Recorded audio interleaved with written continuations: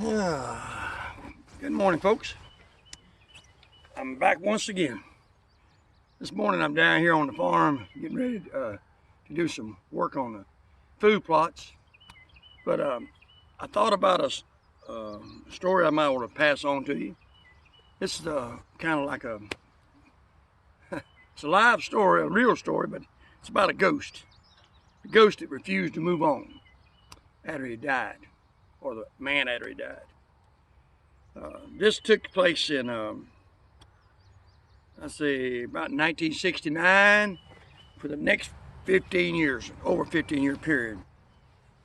Back then, lived in the town of Malden, South Carolina. And the home I lived in was an older home. We bought it and bought it about 68. And it was probably built about 1910 or thereabouts. I think it was the third house built in this neighborhood. And once we moved into it, it was a small home. It had two bedrooms, kitchen, bathroom, and just a little small house to get us by at the time. But what happened was, over several years' time, we was having problems. We didn't realize what it was. We thought we had faulty electrical wiring in the house, because a lot of days or mornings we would have you might have something plugged up like a electric shaver or a hair blower, and you might have been using it for a little while, put it down, and maybe 2 or 3 hours later, all of a sudden it just crank up again. And dang, burn, Couldn't understand why I was doing it, but we'd turn it off, go back in there, turn it off. Might be a week later, something else would crank up in the house again. And never really understood why, but it was happening. Well, one night in this house, by the way, we always slept with all the lights out. We didn't have any lights on in the house. It was pitch dark. That's just the way we slept. Well, if you was in the bedroom and laying in the bed looking toward the foot of the bed, off to the left was the door that entered the room. Well, straight ahead was a closet door. And on the back side of the door, if the door was shut, there was a full-length mirror there. The wife would get dressed, she used the mirror. Well, if you look to the left where the door coming into the bedroom was at, there was a little small hallway there. And sometimes if you look through, there would be that hallway had several doors. One to the dining room, one to the living room, one to the other bathroom, or the other bedroom. When the cars would go down the street, sometimes the lights would glance off the wall and light up the house a little bit for just a minute until it went by. But on this particular night, I was laying there in bed asleep. The wife tapped me on the shoulder, and I raised up like, man, it can't be time to get up already. And I kind of looked over, I said, yeah. And she said, turn the light on. And I turned the light on. I kind of rolled over there, turned the light on, and I looked. It was 2 o'clock in the morning. And I said, do you know what time it is? And she said, yeah, I want to read. And I thought, I want to read at 2 o'clock in the morning. So I flipped the light switch on, and I'm going back. 30 seconds out of sleep. Well, I slept, I guess about 5 o'clock in the morning. I woke up. When I opened my eyes up, I just happened to be looking toward her, and she was sitting up in bed with a pillow behind her, sitting there with her arms crossed shoulders, sitting there, looking around. And I'm laying there on my side, I said, did you have a good night reading that book? She just kind of turned and looked down at me. She said, I ain't read no book. And I just kind of laid there and been thinking, now, I know she told me to turn that light on because she wanted to read a book. I said, I thought you wanted to read a book. She said, no, I just didn't want to upset you. She said, I couldn't go back to sleep. I said, well, what was wrong? She said, you ain't gonna want to hear this. I said, what is it? She said, I saw somebody last night in the house. I said, nah, you didn't see nobody in the house. She said, well, I can't explain it to you. I said, well, what is it? What'd you see? She said, well, I was asleep and I heard something. And I just kind of opened my eyes and looked up, and I looked toward the door. And when I looked to the door, there was enough light in the room, I could see there was a man standing in the door. I said, well, why didn't you say something? She said, well, when I saw him, it startled me. I thought, somebody's in the house. Said it was a tall man, and he had a big old beard, had a long black coat on, and big old hat on. I said, what? She said, yeah. Said, I tell you right now. Said, when I saw him, said, all I could think of looked like Abraham Lincoln. I said, oh, I don't think Abraham Lincoln come to our house last night. She said, well, regardless of what you say, said, the moment I saw him, he stepped in the room about 2 steps, and I started to scream, and before I could get it out, he turned to the left, which was the closet door, which was shut, and there was a big full-length mirror there. He turned to that door, and he walked right through that mirror into that closet. He didn't open that door, he just walked through it. And when he walked through it, I froze. And that's when I told you to turn the light on. And he said, I didn't want to be in a dark house the rest of the night. He said, I know you don't believe me.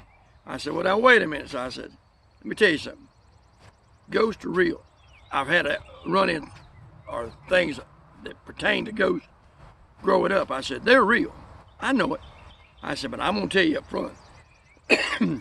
You didn't see Abraham Lincoln. Abraham Lincoln didn't come all the way down here to our house. I said, it ain't happening. You just imagine that. She said, no, I didn't imagine it. She said, I'm telling you, he was here last night. I said, well, say what you want to. She said, well, let me tell you something. She said, we never have light on at night in the house. I said, yeah? She said, no more. She said, we'll never sleep another night in this house without a light being on in this house somewhere. Ain't staying in the dark no more. So I'm just telling you. Well, okay. So from that night on, that hall light stayed on. Never saw him again. Never come through the house. Never saw him again. But we did, out of that, we did notice when them electric shavers would come on or the hair dryer would come on, we had an idea for it now why it was. It wasn't an electrical wire. He was playing around with them. I guess he was infatuated with electrical appliances because he never turned the lights on, never had a light in the house come on. But them electrical appliances, if you left them plugged in, now they had to be plugged in, but if they was plugged in, he'd turn them suckers on. It might be just once every week or every 2 weeks, but he's going to turn something on. And you have to go back in there and turn it off. But I guess a couple of years later, my daughter and my wife were there at the house one night. I was working second shift this night. And they were sitting in the living room watching TV. The TV was straight across in front of them. Well, straight across in front of them, but a little bit to the right, was a set of windows. And in between them windows was a rocking chair that the wife had used to rock the girl when she was little. My daughter this time was about 5 or 6 years old. But the rocking chair was still sitting over there. And in that rocking chair was a nice cushion that the wife had put in there, and you sit on that cushion when you're rocking it. Well, they're sitting there watching TV. And I get off at work at 11:30 at night. This is probably about 9 o'clock at night. And they're watching that TV, and they hear something that doesn't sound right. And they listen. And it's a psst, psst, like hissing air of some kind. It's like, what in the world? And they're looking at TV, they hear that psst, and they look at that chair, and the cushion's about 2 inches thick. Well, that cushion is going down. The air in it's being pushed out. Psst. And they're like, what in the world is going down? And it's only about 10 foot in front of them. And when it finally settled down, that chair, that rocking chair, starts rocking. Starts rocking. Well, when it starts rocking, my wife and my daughter, they started running. Up they come, out the door they go, down the yard, across the neighbor's house, and I get a call about 9:30 at night. When you get off work, you come over to the neighbor's house and pick us up, because we ain't going back in that house till you get here. Like, well, we know there's something there. It ain't Abraham Lincoln. I don't care what she says, but it's somebody in that house. So I get off, pick them up, come home. Don't see nothing. Nothing happens that night, you know. And for a couple of months there, you know, every now and then something electrical would come on. You have to turn it off, but that's about it. So kind of rocks on like this. And one day we're out in the yard working, and the neighbor's coming up and down the street. And one of the older neighbors across the street, she's up there in her late 80s, early 90s. She comes by and she just stops talking to us. And as she's talking, she says, you know, said, your house was the third one built in this neighborhood. And at that time, we didn't know that.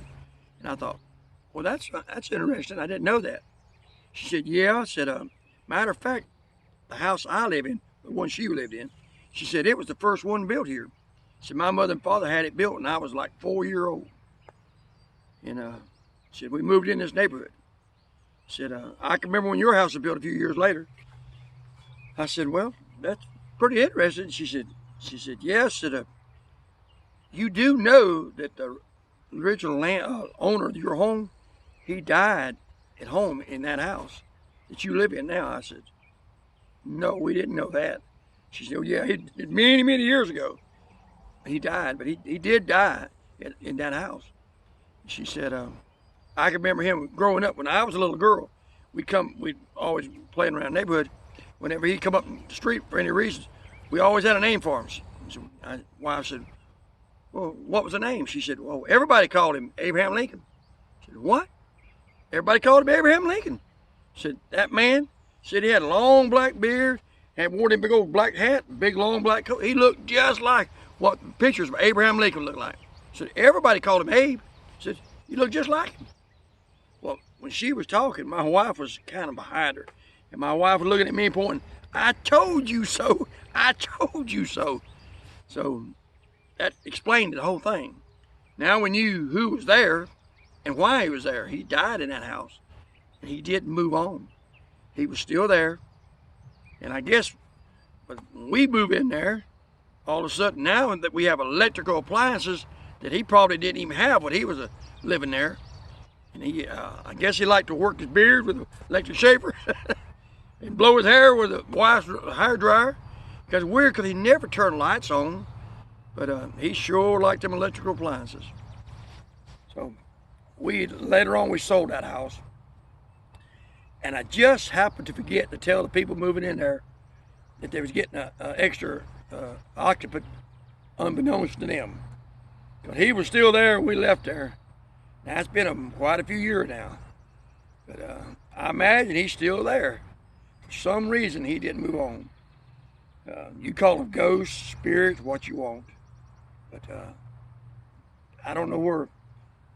He didn't go to heaven. He wouldn't still be there if he got to heaven. And is this his hell on earth? Is this where he was condemned to stay? Maybe he done something wrong. I don't know. Or he just didn't want to go and just refused to move on. I don't know. Is he here? Yes, he is here. And I see no reason for him not to still be there. But he never caused any problems, anything else we know of.